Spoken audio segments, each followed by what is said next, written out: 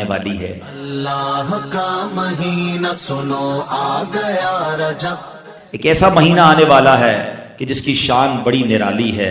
اس مہینے کی شان کیسی ہے؟ رحمت قبولیت کا ابر چھا گیا ہے اب۔ اس کے بارے میں نبی پاک علیہ الصلوۃ والسلام جب رجب آتا تھا نا تو میرے آقا یہ دعا فرمایا کرتے، اللہم بارک لنا فی رجب و شعبان و بلغنا رمضان، اے رب کریم رمضان میں رجب اور شعبان میں برکت عطا فرما اور ہمیں رمضان سے ملا دے۔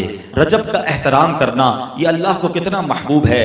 حضرت عیسیٰ روح اللہ علی نبینا علیہ الصلوۃ والسلام کے دور کا میں آپ کو ایک واقعہ سناتا ہوں کہ ایک شخص تھا، ایک مدت سے ایک عورت کے بارے میں اس کے دل میں برے خیالات تھے، اور ایک بار اس کو موقع ملا، اس عورت پر اس نے کنٹرول حاصل کر لیا۔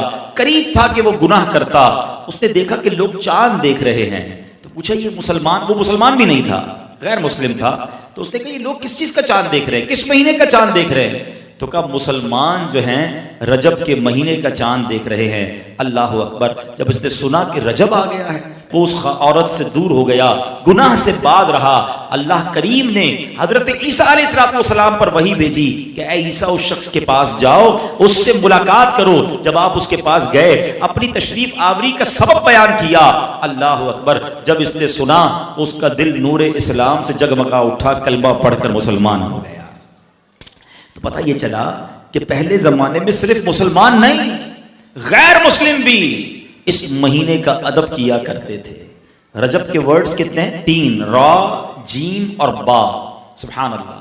علماء کہتے ہیں اس کی انٹرپریٹیشن بڑی خوبصورت علماء نے بیان کی۔ را سے مراد رحمت الہی، جیم سے مراد بندے کے جرم، با سے مراد بر یعنی بھلائی۔ گویا اللہ کی رحمت یہ اعلان کر رہی ہے کہ میری رحمت اور میری بھلائی کے درمیان میرے بندوں کے جرموں کو کر دو تاکہ میری رحمت اس کی بخشش فرما دے۔ This is the time to repentance۔ رجب توبہ کا مہینہ۔ سبحان اللہ!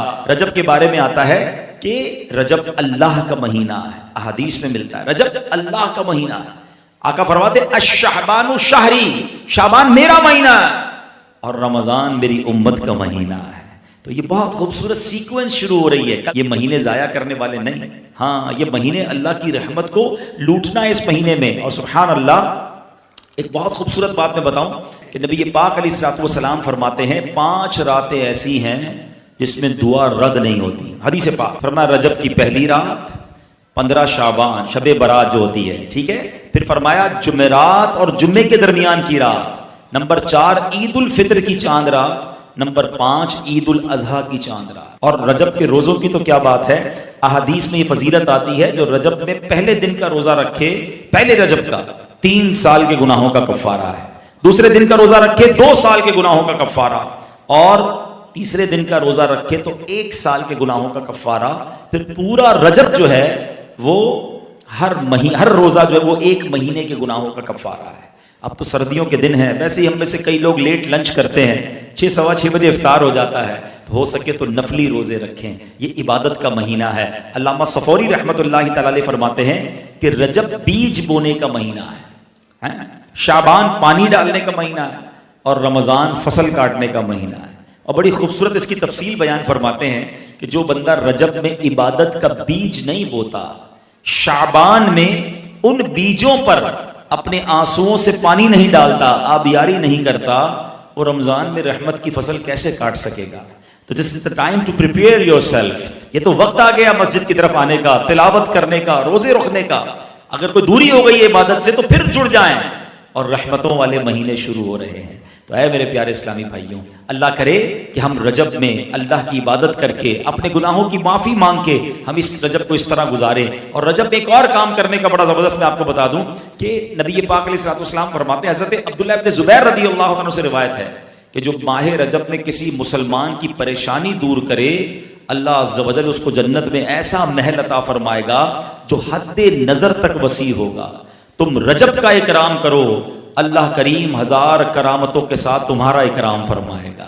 اللہ کرے کہ ہماری کوئی نماز قضا نہ ہو، ہم اس پہ نفلی روزے رکھیں، اس پہ درود پاک کی کثرت کریں، استغفار کی کثرت کریں۔ اللہ کا مہینہ ہے، خوب اللہ کی طرف لو لگائیں کہ یا اللہ تیرا مہینہ آ گیا، بندہ بھی تو میں تیرا ہوں، میرے مولا تو میری مغفرت فرما دے۔ تو اللہ ہمیں اس مہینے کی برکت عطا فرمائے۔ فضائل و برکات ہیں، اور آج میں درود پاک کی ایک ایسی فضیلت بتانے جا رہا ہوں کہ نارملی جو معاشرے میں اس وقت کیفیت ہے، بالخصوص ہمارے وطن پاکستان میں مہنگائی بہت بڑھ گئی اور جناب کاروبار کے بڑے مسائل ہیں، تو لوگ پوچھتے رہتے ہیں کوئی وظیفہ بتا دیں کہ ہاتھ تنگ ہے، تنگ دستی بہت ہے، پورا نہیں ہوتا۔ تو چلیں آج میں وہ وظیفہ بتانے جا رہا ہوں جو میں نہیں بتا رہا، نبی پاک علیہ الصلوۃ والسلام نے صحابی رسول کو خود عطا فرمایا، اور اس کا رزلٹ بھی سنیے گا۔ ایکچولی یہی پوزیشن تھی کہ ایک صحابی آئے پیارے آقا علیہ الصلوۃ والسلام کی بارگاہ میں اور کہا حضور پورا نہیں ہو رہا ہے، تنگ دستی بہت ہے، پیسوں کی کمی ہے۔ تو آپ علیہ الصلوۃ والسلام نے فرمایا جب تم اپنے گھر میں داخل ہوا کرو تو اپنے گھر والوں کو سلام کیا کرو، اور گھر میں کوئی نہ ہو تو مجھ پر سلام عرض کرو، یعنی درود پاک پڑھو، اور ایک بار قل هو اللہ احد یعنی پوری سورہ اخلاص ہے وہ پڑھ لیا کرو۔ اس صحابی رسول کو جب یہ فارمولہ مل گیا وہ گھر چلے گئے، اور جا کر انہوں نے کام شروع کر دیا کہ جب بھی گھر میں داخل ہوتے گھر والوں کو سلام کرتے، گھر میں کوئی نہیں ہوتا تو درود پاک پڑھتے، اور پھر سورہ اخلاص پڑھتے۔ کچھ دنوں کے بعد ان کی بارے میں یہ اطلاع آئی کہ اللہ نے اتنا مال دیا، اتنا کرم کیا کہ اپنا گھر تو چلنے لگا، پڑوسیوں اور رشتہ داروں کی مدد کرنا شروع کر دی۔ تو یہ کمال کا فارمولہ ہے۔ ہم روز گھر جاتے ہیں لیکن موبائل چل رہا ہوتا ہے، کسی کام میں بیزی ہوتے ہیں، بیل بجائی کون؟ میں۔ یہ سنت نہیں ہے۔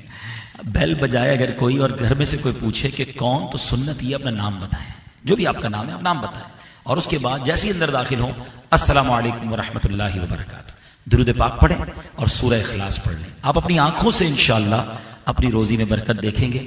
آئیے مل کر محبت کے ساتھ ایک بار درود پاک پڑھ لیں۔ صلو علی الحبیب صلی اللہ تعالی علی محمد صلی اللہ علیہ وسلم۔ یہاں میں چونکہ مجھے لائیو دنیا بھر میں سنا جا رہا ہے تو میں چاہوں گا کہ جو ویورز ہیں وہ بھی اور جو یہاں موجود اسلامی بھائی ہیں، آج میرا مختصر جو بیان ہے بہت غور سے سنیے گا، کیونکہ آج میں نے آپ کو قرآن و حدیث کی روشنی میں انشاءاللہ کاروبار میں، رزق میں برکت کے طریقے اور کن چیزوں سے رزق کم ہو جاتا ہے، پرابلمز آتی ہیں، وہ میں نے کچھ تھوڑی دیر میں آپ کو بیان کرنا ہے۔ ایک مرتبہ ایک صحابی رسول نبی پاک علیہ الصلوۃ والسلام کی خدمت میں حاضر ہوئے، عرض کیا یا رسول اللہ صلی اللہ علیہ وسلم مجھ سے دنیا نے پیٹ پھیر لی ہے، یعنی میں جس کام میں بھی ہاتھ ڈالتا ہوں وہ کام ڈیمیج ہو جاتا ہے، میرے پاس پیسے ہی نہیں آتے، کوئی مال ہی نہیں آتا، پریشان۔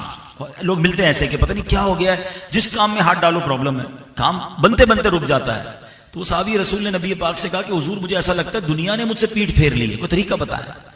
اب نبی پاک علیہ الصلوۃ والسلام نے کیا وظیفہ بتایا؟ آپ فرماتے ہیں کیا تمہیں فرشتوں کی تسبیح یاد نہیں ہے جس کی برکت سے روزی دی جاتی ہے؟ پھر خود نبی پاک نے ارشاد فرمایا کہ طلوع فجر کے ساتھ 100 بار کہا کرو سبحان اللہ و بحمدہ سبحان اللہ العظیم استغفر اللہ۔ وہ صحابی یہ سن کر چلے گئے اور یہ وظیفہ شروع کر دیا۔ کچھ دنوں کے بعد آئے اور آ کر کہتے ہیں پہلے کیا کہا تھا حضور دنیا پیٹ پھیر چکی ہے، اب کیا